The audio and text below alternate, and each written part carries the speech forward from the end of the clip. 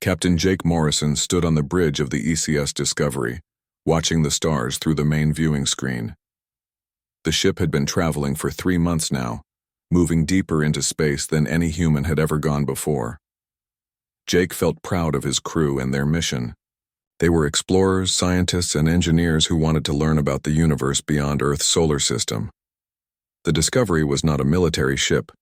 It was built for exploration and research. The Earth Space Agency had designed it using the same methods they used to build mining stations and orbital factories. The ship's hull was thick and strong because it needed to protect the crew from space debris and radiation.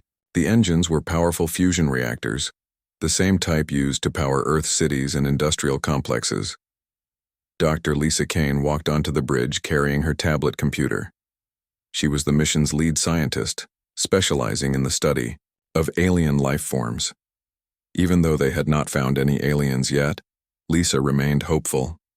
She had spent years preparing for this moment. "Captain, I'm getting some strange readings from the 4th planet in this system," Lisa said, showing Jake her tablet screen. "The energy signatures don't match anything natural. There might be something artificial down there." Jake looked at the data. The numbers showed patterns that seemed too organized to be random. "Commander Stone, change our course. Let's take a closer look at that planet." Rick Stone nodded from his position at the navigation console. Rick had served on several Earth ships before joining the Discovery mission. He was calm and experienced, the kind of person you wanted beside you when exploring unknown space. "Course changed, Captain. We'll reach scanning range in 2 hours." The Discovery moved through space using its standard fusion drive. The same technology powered Earth's asteroid mining ships and construction vessels. To the human crew, it was nothing special. They had been using fusion power for decades. What they did not know was that most alien species considered fusion drives to be advanced military technology. As they approached the planet, Chief Engineer Maria Santos checked the ship systems from the engine room.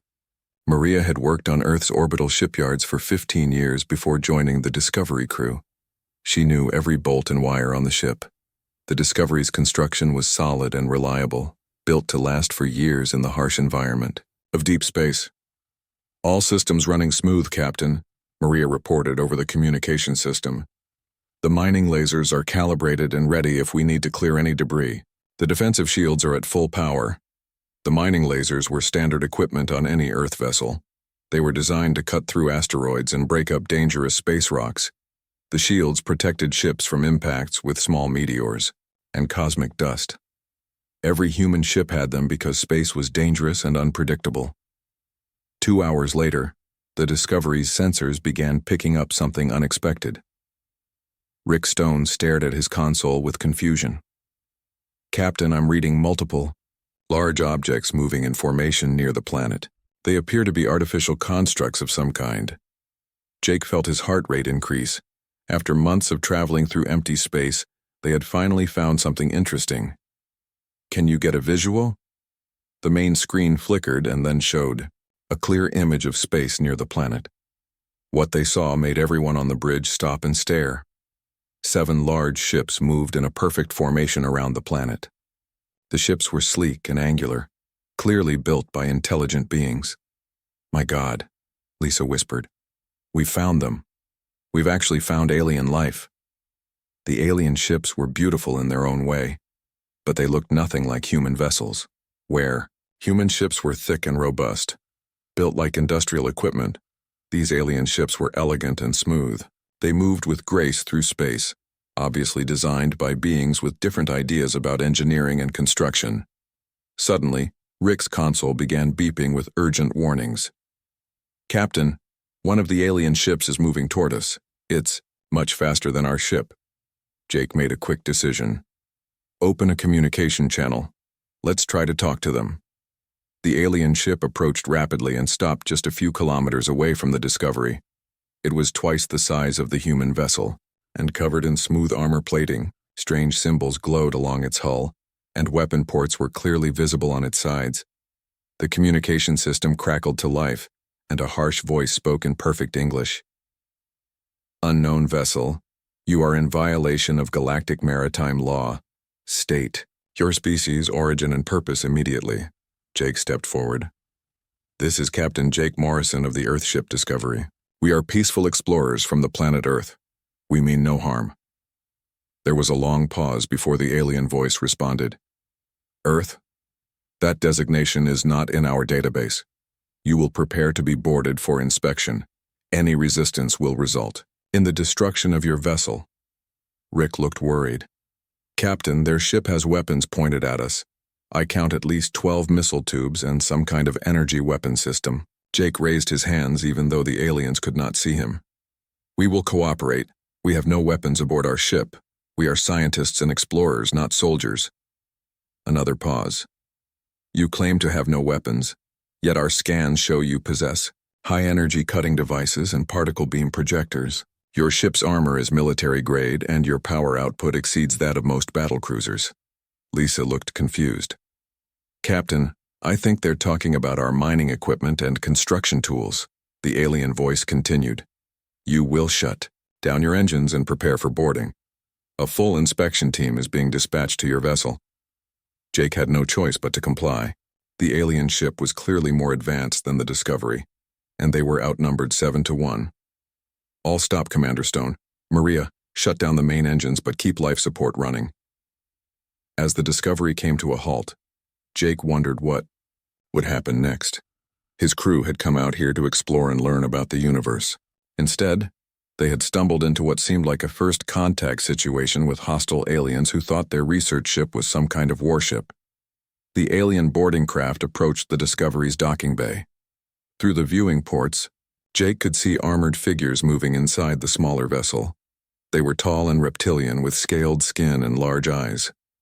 Their armor looked advanced and well-designed for combat. Captain, Maria's voice came through the communication system. They're requesting permission to dock. Their ship is much more advanced than ours, but it's also much smaller. I think they might be surprised by how big and solid our ship is. Jake nodded. Grant them permission to dock. Everyone stay calm and be honest. We have nothing to hide.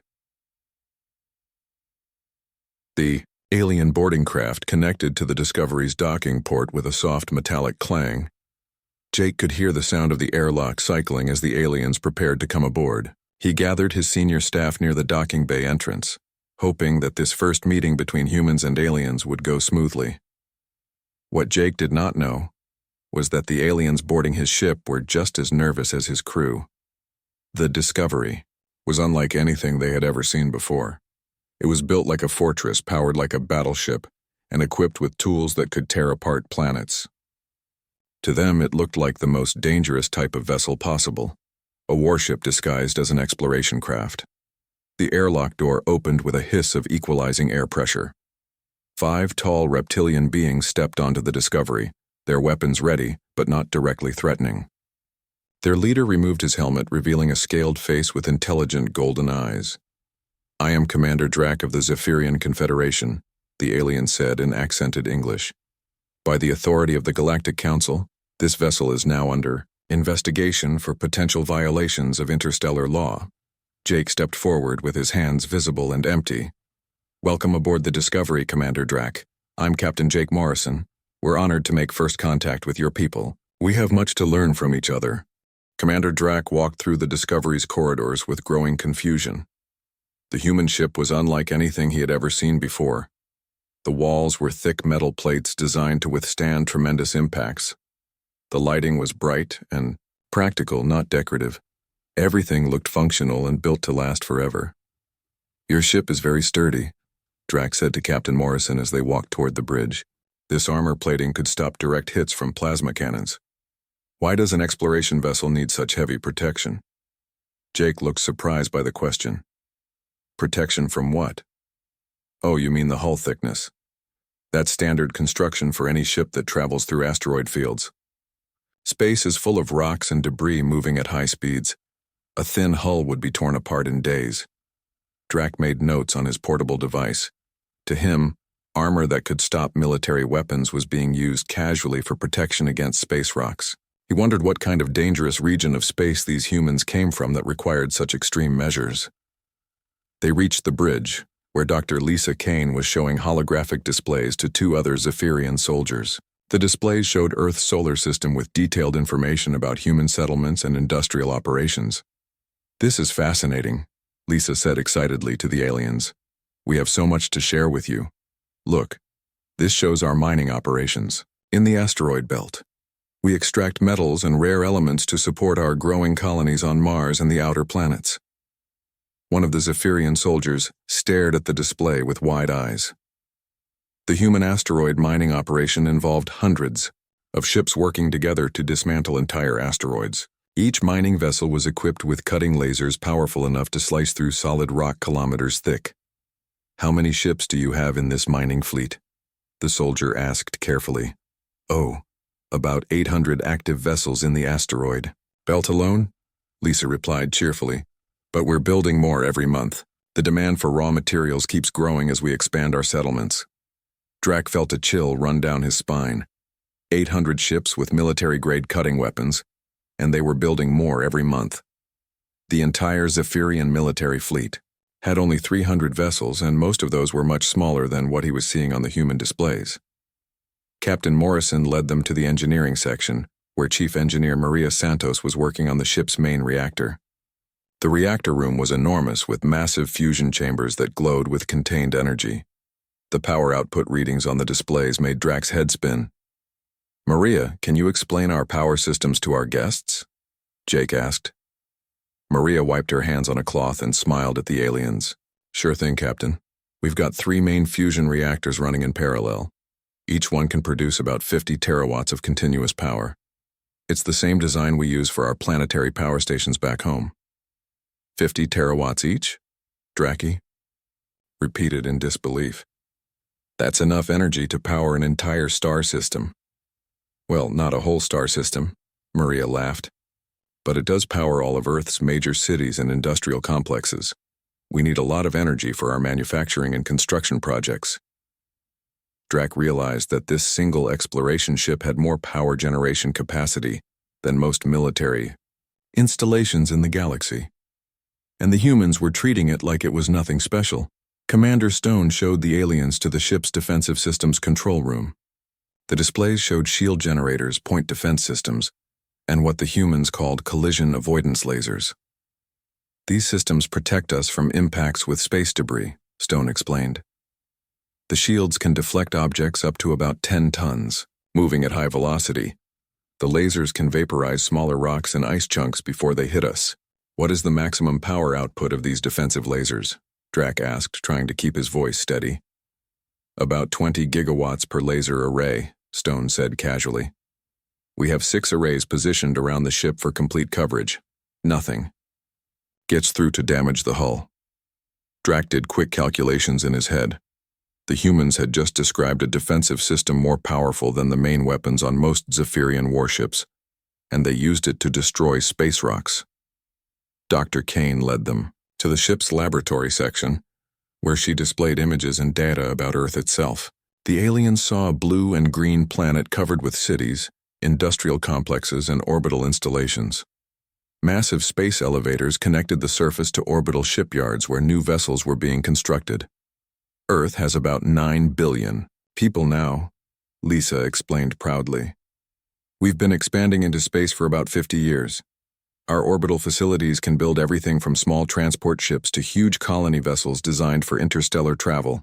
"How many ships can your orbital facilities produce?" Drac asked, dreading the answer. "Oh, about 2 or 3 major vessels per month from each facility. We have 12 main shipyards in Earth orbit, plus smaller ones around Mars and the outer planets. The demand keeps growing as more people want to explore and settle new worlds." Drac's mind reeled with the implications.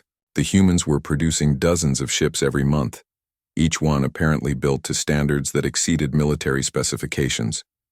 Their civilian construction was creating a fleet that could overwhelm any known military force in the galaxy. Maria showed them the ship's construction equipment bay. The Discovery carried fabrication units, mining robots, and assembly systems designed to build everything from habitat modules to landing platforms. The humans could land on any planet and construct a complete base within weeks.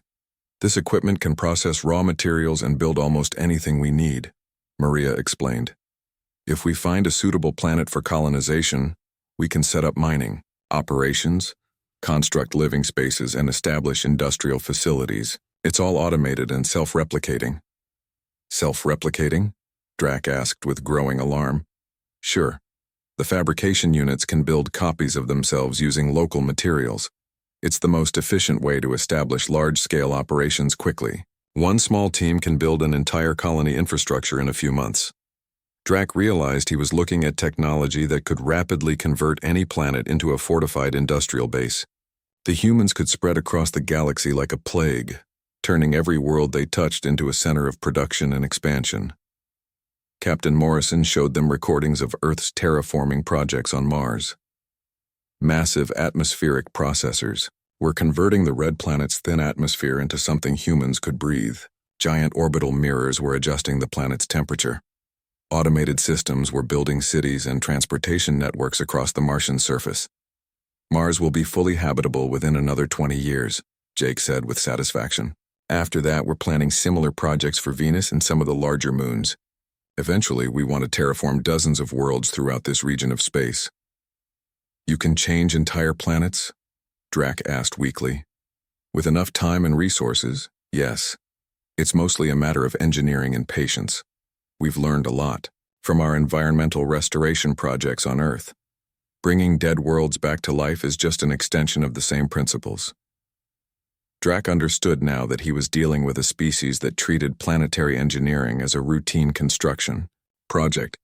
They had the tools, the knowledge, and the industrial capacity to reshape entire star systems according to their needs. The tour ended in the ship's communication center, where the humans showed recordings of their deep space exploration program. 12 ships like the Discovery were spread across nearby star systems, mapping planets and searching for suitable worlds for colonization. Hundreds more were planned for construction over the next decade.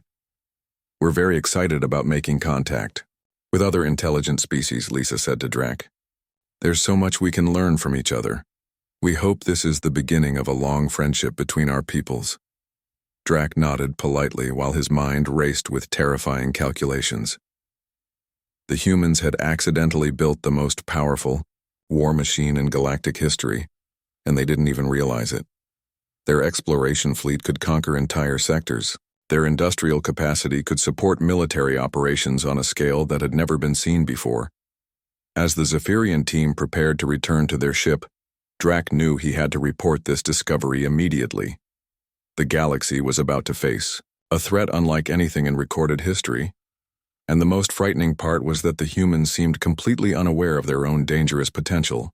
Commander Drac sat in his private quarters aboard the Zephyrian vessel, staring at the report he had just finished writing. His hands were shaking as he read through the document one more time. Everything he had written sounded impossible, but he had seen it all with his own eyes. The report began with basic facts about the human ship Discovery. Length, 400 meters. Crew, 58 people. Purpose, scientific exploration and research. But those simple facts hid a terrifying reality that Drac was struggling to put into words. Computer, open secure communication channel to Zephyrian. Command, Drac said to his ship's artificial intelligence system. Channel open, Commander. Encryption level maximum. Admiral Kess appeared on the screen, her scaled features showing curiosity and mild concern. Commander Drac, your preliminary. Report mentioned contact with an unknown species. What is your status? Admiral, I need to speak with the High Council immediately. What I have discovered requires the attention of our highest leaders. The humans represent a threat unlike anything we have faced before. Admiral Kess looked surprised. Threat? Your initial report described them as peaceful explorers with primitive technology. That was before I understood what I was looking at, Admiral. Their technology is not primitive. It's beyond anything we have in our military arsenals, and they're using it for everyday civilian purposes. Drac transmitted his detailed report to Admiral Kess. He watched her expression change as she read through the technical specifications and capability assessments. Her eyes grew wider with each page. This cannot be accurate, Admiral Kess said slowly. No species develops this level of industrial capacity without military applications. Admiral, They don't seem to understand that their technology has military applications. They treat planet-destroying equipment like construction tools. They use weapons-grade lasers to clear space debris. Their exploration ship has more firepower than our entire patrol fleet. Admiral Kess was quiet for a long moment. Commander, return to base immediately. I'm calling an emergency session of the High Council. This information must be shared with our allies immediately. The communication ended, leaving Drac alone with his thoughts. He looked out the viewing port at the human ship Discovery, still floating peacefully in space. Captain Morrison and his crew were probably sleeping, completely unaware that their innocent exploration mission had just triggered a galactic crisis.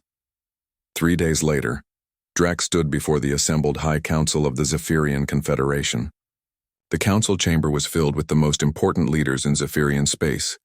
Admiral Kess had called in representatives from their allied species as well. Altarian diplomats sat beside Draconian military commanders.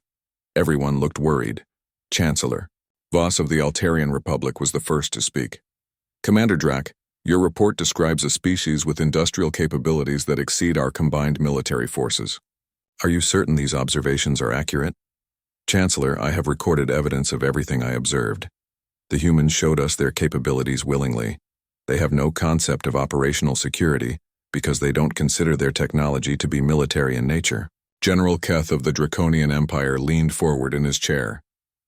Commander, describe their weapon systems again. General, they don't have weapon systems. They have mining equipment, construction tools, and collision avoidance systems. But these civilian devices are more powerful than our military weapons. Their mining lasers can cut through our heaviest armor. Their construction equipment can build fortified bases in weeks. How many ships do they have? General Keth asked. Their exploration fleet consists of 12 vessels like the Discovery, but their industrial capacity can produce dozens of ships every month. They're planning to build hundreds more for colonization projects. The council chamber erupted in worried conversations. Representatives from different species spoke rapidly to each other in their native languages. The fear in the room was almost overwhelming. Chancellor Voss called for quiet. Commander Drac, what are the humans' intentions? Do they show signs of aggressive expansion? Chancellor, that's what makes this situation so dangerous. They are expanding rapidly, but they don't see it as aggressive. They call it exploration and colonization. They want to terraform dozens of worlds and spread their population across the galaxy. To them, it's just natural growth. But their expansion would place them in contact with dozens of inhabited systems, Admiral Kess pointed out. What happens when their industrial operations conflict with existing populations? Drac shook his head. I don't think they've considered that possibility. They seem to assume that any intelligent species they meet will be friendly and cooperative. They have no experience with interstellar conflict. General Keth stood up from his chair. Then we must strike first before they realize their own power. A preemptive attack could stop this threat before it grows beyond our ability to contain. General, with respect, I don't think you understand the scale of what we're facing, Drac said carefully. Their single exploration ship could defeat our entire patrol fleet. Their industrial base spans multiple star systems. Even if we could destroy their current ships, they could replace them within months. What about their homeworld? General Keth asked. Could we target Earth directly? Drac pulled up holographic displays showing Earth's orbital infrastructure. The council members stared at images of massive space stations, defensive platforms, and construction facilities surrounding the human homeworld. Earth is protected by thousands of orbital installations. Each one is built to the same standards as their starships. Their space elevators alone could serve as weapons platforms capable of striking targets across an entire star system. A direct attack on Earth would be suicide. The council chamber fell silent as the representatives absorbed this information. Chancellor Voss spoke first. Commander, what do you recommend? Chancellor, I believe our only option is diplomatic engagement. The humans appear to be genuinely peaceful. They expressed excitement about meeting other intelligent species. If we can guide them toward controlled expansion and peaceful coexistence, we might avoid a catastrophic conflict. General Keth looked skeptical. And if diplomatic efforts fail, what happens when they realize they could conquer the entire galaxy? Then we hope they choose not to, Drac replied grimly. Over the next several hours, the council debated their options. Some representatives favored immediate military action. Others wanted to try economic pressure or political isolation. But every option seemed inadequate when faced with humanity's overwhelming industrial capacity. Finally, Chancellor Voss announced the Council's decision. We will attempt diplomatic contact with the human government. Commander Drac, you will return to their ship and offer to escort them to Earth. We need to understand their society and leadership structure before we can develop an effective strategy. And if diplomacy fails, Admiral Kess asked, then we prepare for the possibility that the galactic balance of power has shifted permanently, Chancellor Voss replied. We may need to accept that humanity has become the dominant force in this region of space. As the council session ended, Drac felt the weight of responsibility on his shoulders. He would be returning to the Discovery to offer the humans safe passage to their homeworld.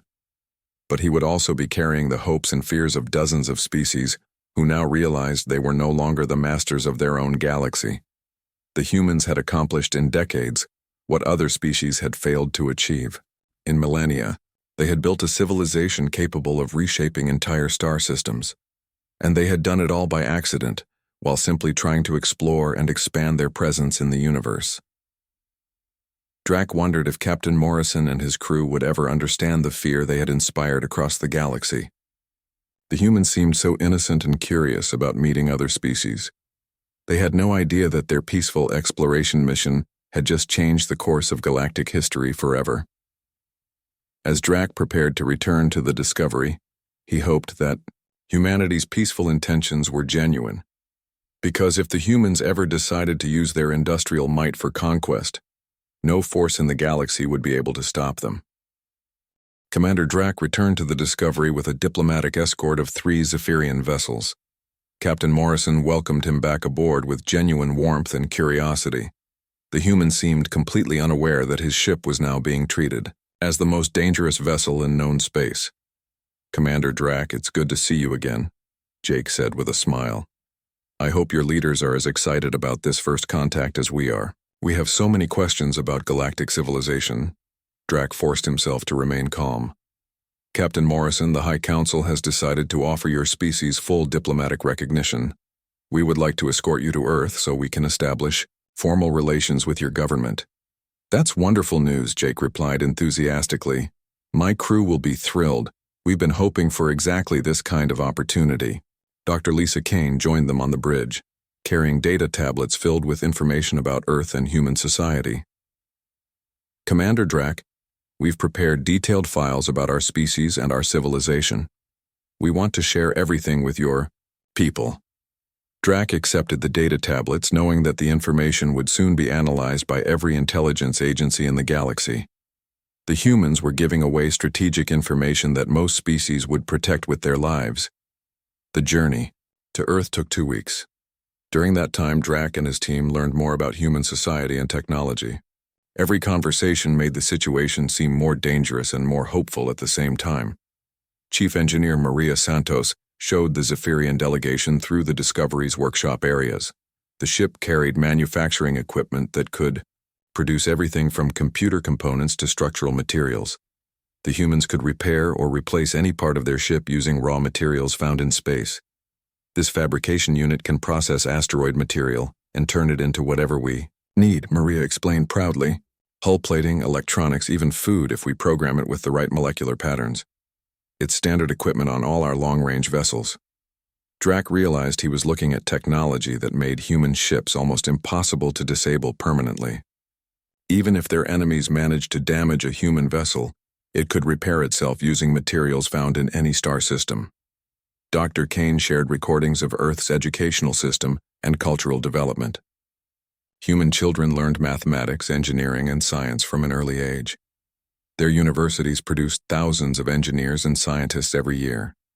The entire human civilization was built around the idea of solving problems through technology and innovation. Our biggest challenge has always been resource limitations, Lisa explained. Earth has a large population and limited raw materials. That's why we expanded into space. We needed access to the resources in our asteroid belt and outer planets. How do you prevent conflicts over resources? Drac asked carefully. Conflicts? Why would there be conflicts? There are more resources in space than we could use in 1,000 years. If someone needs something, we just build more mining operations or find new sources. It's much easier than fighting over limited supplies. Drac began to understand a fundamental difference between humans and other galactic species. Most civilizations had developed in environments where resources were limited and competition was necessary for survival. Humans had moved past that limitation by expanding into space and developing unlimited access to raw materials. As they approached Earth's solar system, Drac saw the full scope of human industrial development. The asteroid belt was filled with mining stations and processing facilities. Mars was covered with cities and terraforming equipment. Orbital platforms surrounded every major planet and moon. "My God," whispered one of Drac's subordinates. "Look at the scale of their operations." Jupiter's moons had been converted into industrial centers. Saturn's rings were being harvested for raw materials. Massive construction platforms floated in space, building new ships and stations continuously. The entire solar system had been turned into a single enormous factory. Captain Morrison pointed out various installations with obvious pride. "Those platforms around Earth are our main shipyards. We're currently building 47 vessels of various sizes. The completion schedule shows most of them will be finished within the next 6 months." 47 ships? Drac asked weakly. "Just from the main facilities. The smaller yards around Mars and the outer planets are building another 30 or so. It's been a busy year for the Space Development Corporation." As they entered Earth's orbital space, Drac counted hundreds of space stations, defensive platforms, and construction facilities. Earth's space elevators stretched from the planet's surface to orbital installations larger than most cities. The planet was protected by a defensive network that could destroy entire fleets. But the most frightening thing was that none of it looked military. The orbital platforms were clearly designed for construction and manufacturing, not warfare. The defensive systems were obviously meant to protect civilian installations from space debris and accidents. The humans had built the galaxy's most powerful military infrastructure without intending to create weapons. They docked at Orbital Station 7, a massive facility that served as Earth's primary diplomatic and administrative center. President Helen Boyd met them personally, accompanied by a team of government officials and scientists. "Welcome to Earth, Commander Drac," President Boyd said warmly. "We're honored to be making first contact with galactic civilization. This is a historic moment for our species." Drac looked around the station's reception area. The walls were covered with images of human achievements: cities on Mars, mining operations in the asteroid belt, and terraforming projects on distant worlds. Everything showed a species that thought on a massive scale and had the industrial capacity to achieve their ambitious goals. Director Paul Wright of the Space Development Corporation joined the welcoming committee. He was eager to share information about humanity's expansion plans and industrial capabilities. "Commander Drac, we're so excited to learn about other species and their technologies," Paul said enthusiastically. "We have plans for expanding our operations throughout this region of space. With guidance from galactic civilization, we could establish colonies and industrial facilities across dozens of star systems." Drac felt a chill run down his spine. The humans were planning exactly what the High Council feared most: rapid expansion across multiple star systems using their overwhelming industrial advantages.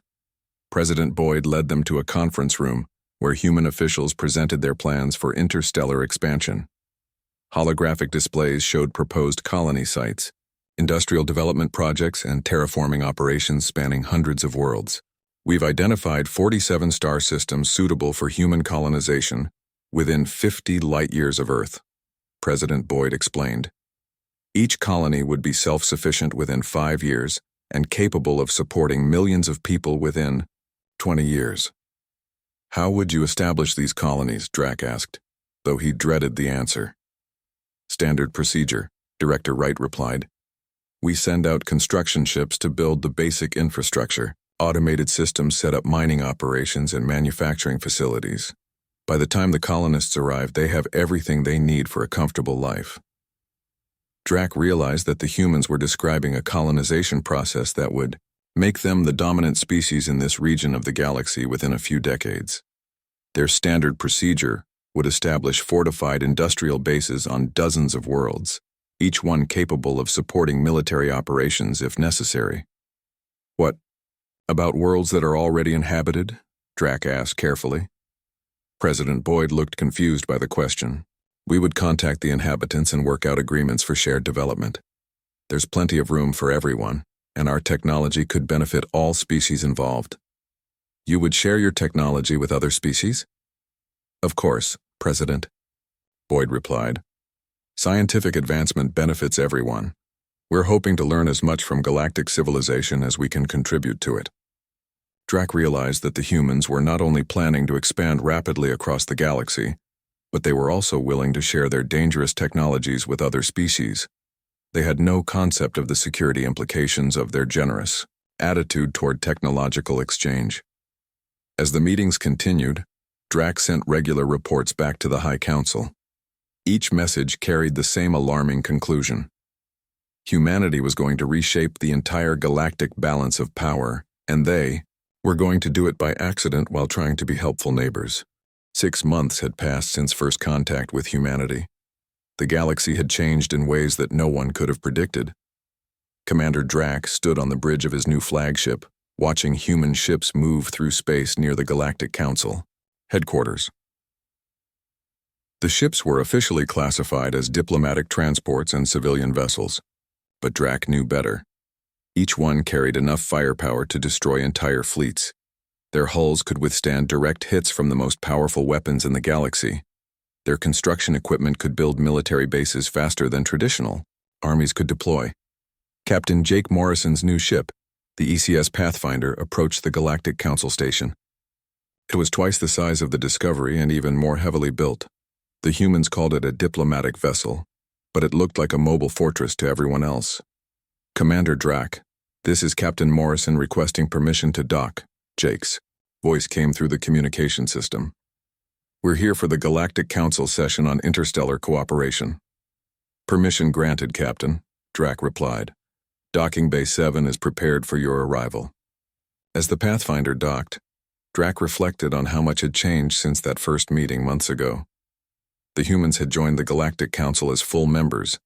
They had established diplomatic relations with every major species, and they had begun their expansion across the galaxy exactly as they had planned. 17 star systems now hosted human colonies. Each one had been established using the same pattern. Construction ships arrived first and built complete industrial infrastructures within weeks. Automated systems processed local materials and created everything needed for a thriving settlement.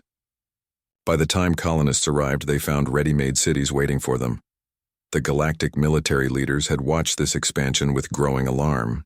Each human colony was essentially a fortified base capable of defending itself against any attack. The humans' construction equipment could be converted to military use within hours. Their mining operations could produce materials for weapons and ships. But the most disturbing thing was that the humans continued to treat their expansion as a peaceful civilian project. They invited alien observers to watch their colony construction. They shared their plans openly with anyone who asked. They seemed genuinely confused when other species expressed concern about their rapid growth. Ambassador Lisa Kane had become Earth's primary representative to the Galactic Council. She walked through the station's corridors with the same enthusiasm she had shown during first contact. Other diplomats and officials moved out of her way, not from respect but from fear. Commander Drac, it's wonderful to see you again, Lisa said cheerfully as she approached the docking bay. I'm so excited about today's session. We have some amazing new projects to share with the Council. Drac forced himself to smile. Ambassador Kane, I look forward to hearing about humanity's latest achievements. The Council chamber was filled with representatives from across the galaxy, but everyone's attention focused on the human delegation. Ambassador Kane stood at the central podium, displaying holographic images of humanity's recent accomplishments. Honored council members, I'm pleased to report that our terraforming project on Kepler 442b is ahead of schedule, Lisa announced proudly. Our atmospheric processors have increased oxygen levels by 30% in just 4 months. The planet should be fully habitable within 2 years. The assembled aliens listened with a mixture of amazement and terror. Terraforming was considered one of the most difficult and expensive projects any species could undertake. Most civilizations required centuries to complete such work. The humans had turned it into a routine construction project. Our industrial facilities on New Geneva are now producing ships for other council member species, Lisa continued. The Altarian Republic has ordered 15 cargo vessels, and the Draconian Empire has requested 12 deep space explorers. We're happy to share our construction capabilities with our galactic neighbors. Chancellor Voss of the Altarian Republic shifted uncomfortably in his seat. His government had ordered those ships because they needed them desperately, but they had also realized that human shipyards could produce vessels faster and cheaper than anyone else in the galaxy. It was becoming difficult to compete with human manufacturing capabilities. General Keth of the Draconian Empire watched the presentation with barely concealed worry. His military analysts had studied the ships humans were building for other species. Even the civilian cargo vessels were built to standards that exceeded most military specifications. The humans were accidentally arming the entire galaxy with equipment that could serve as warships if necessary. Ambassador Kane displayed images of humanity's newest project, a massive space station being constructed at the edge of Council space. The station was designed to serve as a research facility and diplomatic center, but its size and capabilities made it look like a fortress that could control an entire star system. The Unity station will be completed within 8 months, Lisa explained. It will house researchers from every council member species and serve as a center for scientific cooperation. We've designed it to accommodate the environmental needs of all known species. How many people will this station accommodate? Asked Ambassador Kell of the Centauri Alliance. About 50,000 permanent residents with facilities for another 20,000 visitors, Lisa replied. It's not our largest construction project, but it should provide adequate space for galactic cooperation activities. The aliens in E.